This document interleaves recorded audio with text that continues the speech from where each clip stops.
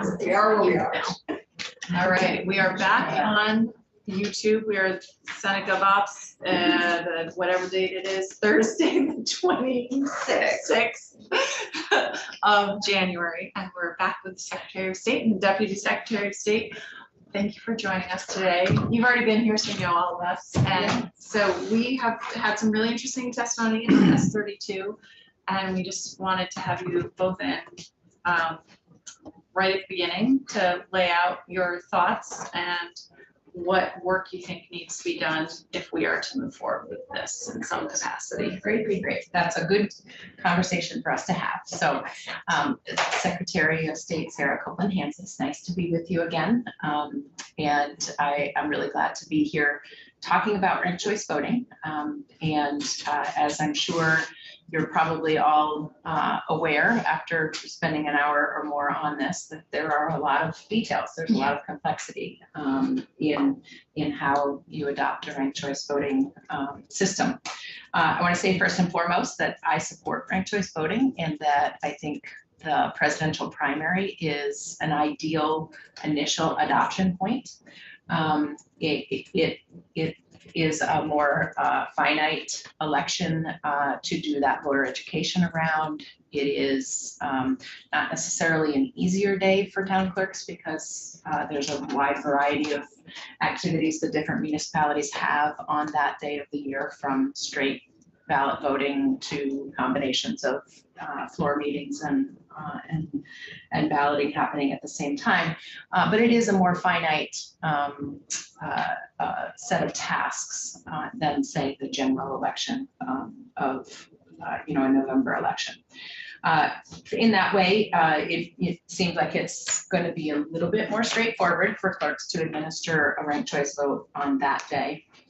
I also think that the voter education is a little bit more straightforward on that day, and we have a lot of work we need to do on voter education around the presidential primary today, because I can't tell you how many times sitting at town meeting on a presidential primary year, I've had a constituent, I can see them go across the stage to cast their primary ballot, walk around, sit down next to me with an angry look on their face and say, and demand, why was I made to tell what party I wanted to vote in? Because we only do this every 4 years, so people don't remember it. And so in that way, we could do some more education around both the method of choosing which primary you're voting in, as well as ranked choice voting. And I think that would be helpful all around. The other thing that makes me say that the presidential primary is an initial starting point is that is a place where we often or almost always have more than one candidate on the ballot, because adopting ranked choice voting in some of the other races where we can all agree, oh gosh, you're lucky if you get 2 candidates, let alone multiple candidates. So that's why the presidential primary, I think, gives folks an opportunity to, to really choose among a number of different candidates. In general, presidential primaries can be less intense because, as you know, there are many states that go before Vermont does. And so in a lot of ways, while sometimes we have a hometown hero on our presidential primary ballot and there are people who are really charged about it, oftentimes the race is virtually decided before it comes to Vermont for voting. And so that's another reason why it makes sense to use that as a starting point for ranked choice voting, because frankly, I think there's going to be a lot of work that we need to do to help voters understand how it's done. What does it mean if Allison Clarkson was in the lead on primary day but wasn't the ultimate winner? Was that an indication that something went wrong, or there was fraud, or the election was not well conducted? Well, no. I mean, that's the point of the ranked choice voting, is that it may not be the person who has that top percentage in the initial round if they didn't get above 50%. You know, we have a proud tradition in Vermont of making pro-voter reforms that not only make it easier to vote, but make it clearer to folks that their elections are well run.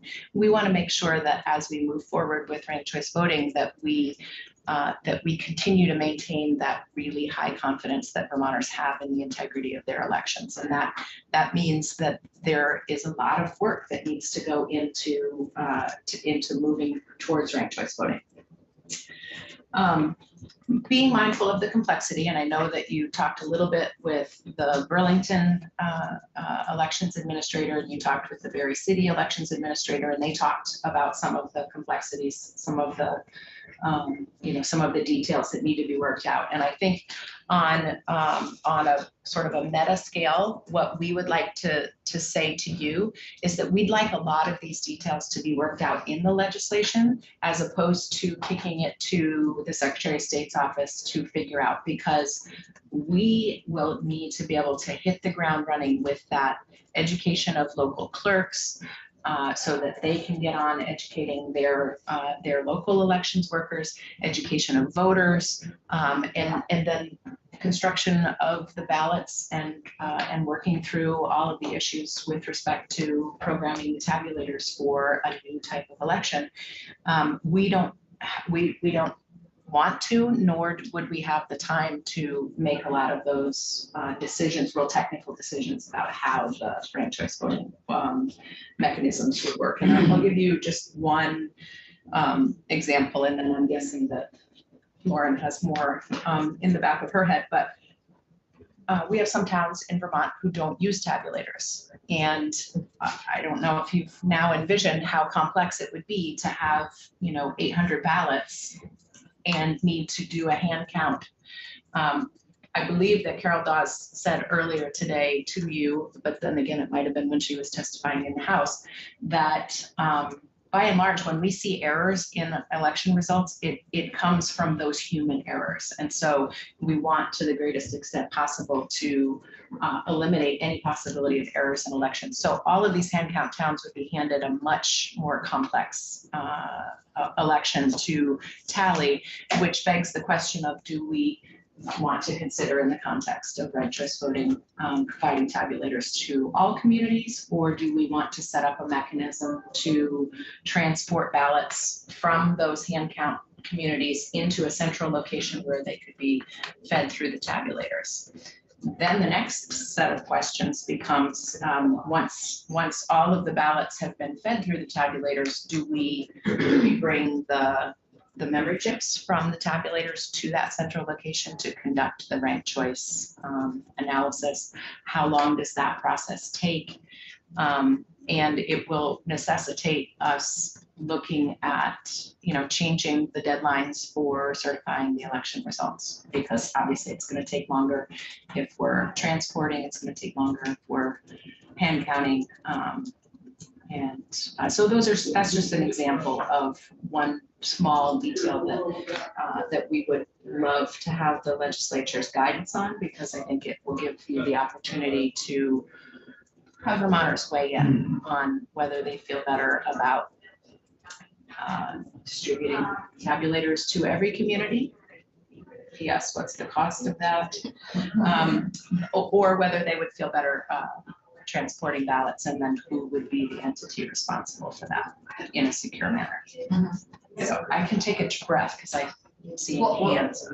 I just want to make sure that I want you to be able to get through everything. So if this is a good time to stop, we can take a couple It's questions. just a tabular question in towns. Like, how many towns do not have tabulators? There's about 100 towns that don't have it. Yes.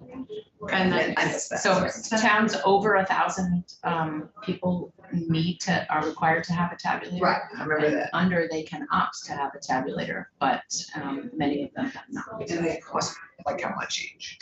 Yes. Something, we'll find out. I don't know the We'll answer. get Jeffo to figure it out. Senator Vygotsky. I'm wondering, I know that, and I'm really excited about this, that you have added a staff position to do voter education. And would you view sort of presidential primary education as a primary part of that person's job? So the education and civic engagement position is not yet filled. And so I'll give you the 45-second version of how I envision this person's first year of work going. The first priority is really to begin creating civics curriculum for our school teachers. That's plug and play, that's easy to use, that teaches to the standards that Vermont teachers need to hit on anyway. Second phase is more adult voter engagement, recognizing that all of us have forgotten about the civics lessons that we may or may not have had back when we were in high school. And that engagement, both with youth and with adults, though, will be around how do you use a democracy to help solve problems that are challenging you. Not just, you know, the checks and balances of the three forms or three branches of government and all of that, but more of a how do you use your democracy. The third project that I want the education and civic engagement person to spearhead in our office is the voter guide for the 2024 general election. So long story short, I'm not sure that there's a lot of time in that workload to also be a part of the education, voter education and outreach for a 2024 presidential primary. I think more likely what we would need to do if we were asked to be prepared is we would engage with an outside consultant to help us. And that's part of why the price tag, as I was speaking with your chair, the price tag is robust because we simply don't have the capacity in-house to do that kind of voter education and outreach that we would need to on top of the clerk education and outreach in that timeline. But if it were pushed back later, I would think that that is a logical next task for the education and civic engagement position to engage with Vermonters on what does ranked choice voting mean, how does it work. You know, I've heard of lots of examples in other states of you know, a display or an event that you might have. You know, everybody gets a cupcake or a couple of cupcakes, and you rank your favorite cupcake, and then at the end of the day we decide what's the best cupcake. So there, you know, there's lots of fun ways that you can engage with people. And I know mid-afternoon you all are thinking, yeah, cupcake was pretty good right now. RCB right now. Maybe it's a chocolate one. My other question is a repeat that I had asked Carol, and you may not know the answer, but do you know the two states that do statewide? I don't know if Alaska has hand-count towns, but I do know that Maine does. Do you know if Alaska does? I do not know if Alaska does. And as Carol intimated, we're in the same situation where next week or the week after, we're going to do our initial sit downs with. Oh, you're doing tomorrow. Oh, good. Woohoo! Tomorrow. How Maine manages their hand Yes. counts. Okay. I do know that Maine has sworn law enforcement officers transporting ballots to a central location. And I don't know if that means ballots just from hand count towns and they bring the memory chips from the towns that have tabulators, or if they do it all in a central location. And those are details that we'd certainly like to find out, and would recommend that this committee also look into, because a lot of the specific ways that ranked choice vote is conducted will want to be baked into this legislation. Absolutely. Thank you. Yeah. Senator White. Thank you, Chair Hardy. Just a quick technical question. If you're a hand counting town and you are a no tabulator town, that's just the same synonymous thing. There's no towns that happen to hand count some and have a tabulator. Okay. Thank you. Or just say, Deputy Secretary Lauren Hibbert, for the record, there have been towns where the tabulator has been checked, and there has been a run of hand count that's been done against the tabulator, and that's what Clerk Dawes was referencing, where we found in that exercise that the tabulator is frequently more correct. Is not frequently, always more correct. Human error. That makes sense. Senator Watson. Thank you. Yes, so you mentioned the potential to change some deadlines for certifying election results. What are the requirements now? And do you, maybe it's too early to tell this, but do you have a sense of what the deadline might need to be to accommodate this? Well, I think realistically, we would need to recognize that it's going to take a couple days after the election for the physical, whatever, ballots or memory cards to be transported to a central location. And then the amount of time that it takes really, I think we'll have to defer to the software developer to tell us, how long does it actually take to run once you have all the data? How many ballots are we going to have to run through from the hand count towns? So is this an 8-hour day? Is this 2 days?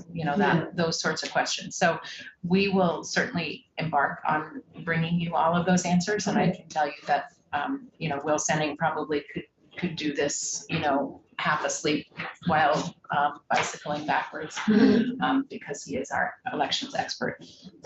Well, just to say that if we can bake this in now, to make your life easier later, then Yes. then great, let's do that. Exactly. Yeah, we would need that to happen because that is a concern of ours, is that the delay of results, we want to be really clear with voters that Yeah. that's going to happen, be proactive so that voters have the confidence that there's not something wrong. Right, yes. That this was anticipated and planned. Yeah. So we would strongly urge that being baked into this bill. Okay, great. Senator Norris? Yes, you had mentioned, Sarah, that anybody 1,000 or more in the townships are required to have a tabulator. Anybody, it was optional after that.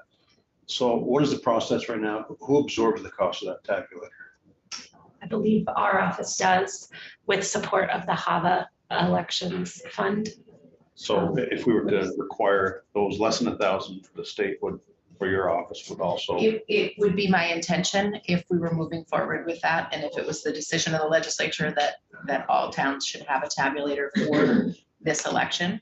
It would be my hope that you would also agree that that's something that we should pay for and that it shouldn't be borne on the back of the property taxpayers. A lot of the reasons why smaller towns don't do a tabulator is because not only the technical issues around having a machine that you need to operate, but then the cost of programming often falls back on the local community for programming the individual election. And so for these purposes, I think it would make a lot of sense, and we would recommend that you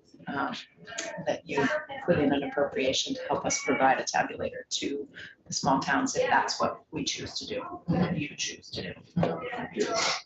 Senator Watson? Would that also apply to the cost of updated software? I'm That's thinking- an ongoing question. Okay. Because you could decide to provide tabulators and require their use for all primaries and general elections, or you could say you must use this for presidential primaries. Or you must use this for ranked choice voting elections in the event that there are other races in the future that ranked choice voting is extended to. But again, that question of who pays for the ongoing programming is one that, you should kick the tires on and speak with your locals about, I think. Senator Clarkson? I wonder if there's any federal money for that. I know we have the HAVA money, but the cost of this will be, the towns who had to pay for it will be cut across, is my guess. So my guess is that if we chose to pay for towns that currently don't, we could also maybe pay for the software upgrade that was going to cost something in recompense to the towns who already forked over the dough to have tabulators. So to your first point, I'm not sure that federal money would support this because it has to, it really is a federal decision on whether this advances elections. And that's an open question that we need to do some research on with the federal grant overseer. And we just haven't asked them that question, whether the costs associated with changing the tabulators and provision of the tabulators because of ranked choice voting would be applicable to receive grant funds for. I think that's a key thing to find out, and a key thing to find out whether our current federal money we've gotten through the infrastructure, any other place, the IRA, wherever might help here. And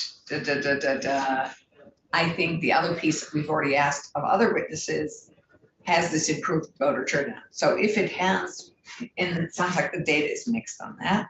So if it's actually improved voter turnout, then I would think the feds might be very supportive of that, given hopefully we're all interested in having everyone vote who can vote. Yes, and that is one of my questions for the Maine deputy when I speak with her tomorrow, is have they received federal funds? And we will also seek clarification from the grant overseer. But And you're gonna ask also about voter turnout, would you please? I will do my best to remember. It's my understanding that there are some upgrades or changes that already need to happen, whether or not we move forward with ranked choice voting. That is correct. Yeah. We're in the midst of going out for an RFP procurement. That's the procurement language for a new election system. Because our current election system is at the end of its span. And we hope to have that firmly in place by the 2024 presidential election. Mhm. But that is a pressure point for us with the timeline as it's currently proposed in this bill, because we'll be building and implementing a software system to get it up and ready. And just for context, you know, we're really talking about not March of 2024. We're talking about November of 2024 for when those ballots need to be ready. 2023. 2023, yes, for when those ballots need to be ready. So the timeline is very short for us from the implementation, the start date of this bill to when we'd have to get the ballots ready. And we are also going through this RFP process, IT RFP. So, but is it both pressure and an opportunity, perhaps, that if you're changing your systems anyway, doing an RFP for a new system, that if you start that new system with ranked choice voting being part of it, then it may in fact be, it might be an opportunity that's a little easier than doing it twice. I think that's, yes, it is an opportunity. And we have written the RFP to accommodate RCV. But it's also a pressure point. And it would, it's an opportunity in that we would be doing it from the outset. But we are making it clear in our procurement that Vermont is moving towards RCV, that we want to make sure that we don't foreclose through an IT decision that we won't be able to do RCV. Right. And with, as Sarah said, with the, as the secretary said, you can call me Sarah. As the secretary said,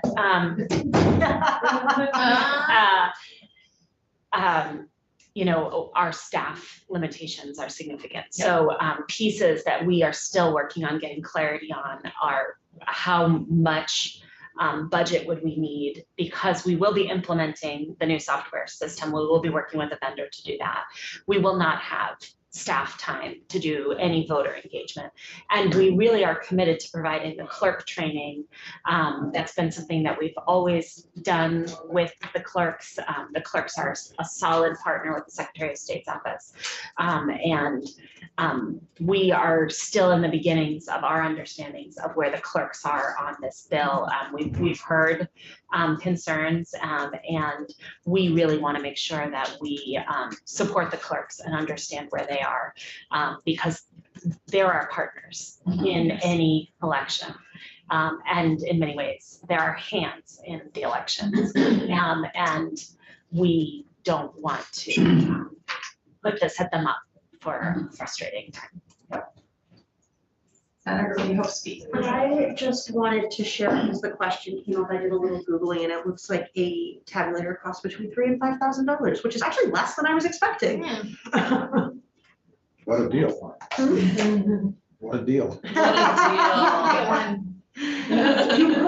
could get your very own tabulator. He's gonna get a forklift first, but. Senator White, did you have a question? Yes. Thank you, Charity. You can call me Ruth. We've already had a conversation in the committee about service members and their ability to vote in elections. And it sounds like in the South, there are states that already have some kind of ranked choice procedure for service members that they're using. In the case that I didn't quite fully understand which states and why there were distinctions, but if I was gonna ask if you're familiar with this, okay. No, that's fascinating. So what my understanding of it is that the states that have instant runoff elections for example, Georgia has just now twice had federal Senate elections where somebody hasn't reached 50%. So they have to do a runoff election really soon after the general election. So the military and overseas ballots for those states, they have them done as ranked choice voting because the turnover is so quick between the general election and then the special election that they can't mail ballots overseas or send ballots overseas. So they automatically have for I don't know how many years done all of those overseas and military elections as ranked choice voting. Fascinating. Yeah, so that's something to look into. We heard that from Chris Hughes from the Ranked Choice Voting Institute. And there are states that aren't doing it otherwise, but they're doing it for those ballots. And it's kind of an interesting little. It's a creative solution to making sure that military members and overseas voters have access to voting. Exactly. And so that they can participate in the election without holding up the process for the whole state. So it's kind of interesting. And I never until I started doing research on it until people told me about it. Senator Watson, did you have another question? No. Okay. I think we interrupted you at some point during your presentation. So do you have more to tell us? The only thing that I want to say in the end, because I think we've touched on a lot of the points that we wanted to make, is, it is very important to us that that Vermonters continue to have a high degree of confidence in the accuracy of our elections. And so we want to make sure that we are working very carefully to make sure that all of the processes and procedures are well vetted and put in the bill, so that when we take over our role of educating the clerks on the processes and procedures, that we have it clearly laid out for us, and also so that we can find the right support that we need, probably in the form of an outside consultant to help us do that voter education as well. And so this is a good first conversation. I think that you all have outlined through other testimony not only some of the benefits of ranked choice voting, but also some of the question mark areas that some of the details that need to be worked out. And we applaud you for jumping in and doing that work. I think that we would like to be a partner with you in that, and make sure that when we adopt ranked choice voting, that we do it right. Yeah. Well, thank you, Madam Secretary and Madam Deputy Secretary. And I have said this to, I think, all of our witnesses this week. We have touched on sheriffs and dispatch, which are two really big problems. Really issues. Really little things going on here. And now ranked choice voting is that we want and need you guys to be partners in developing this legislation. And I hear you loud and clear that you need the details worked out in the bill so that we're not leaving it all to you. And Carol Dawes said the same thing in her testimony. And so I would love for you to think about what those details might be and actually, work with me and then the whole committee on language. And we'll see if we can solve the problems. And if we can't, then we'll do something different. But it would, we want you to be partners in helping us with this. So let us know what you hear and learn from Maine, and who we should have from Maine come and testify. Yes. They have a fabulous Secretary of State as well. Yes, they do. And I would love for her to testify, but if there's somebody there who's really the expert that you think we should have in, let us know as you learn. Great. So yeah. Thank you very much, and stay safe if you're driving. Well, it's a short walk down the hill. In fact, we could have brought some sleds. Oh. Fun. Next time. You let me know when you're bringing sleds, I'll bring a sled dog. Life of a sled dog. It's been a while since she's been in harness, but she might like it. I love it. Well, thank you. Thank you all. Thank you. Well, Great to good see you. See you anytime. Next time, maybe we'll have cupcakes. We should do that. can have a ranked choice. Yeah, I think we'll have to set it up. Is, Um, it,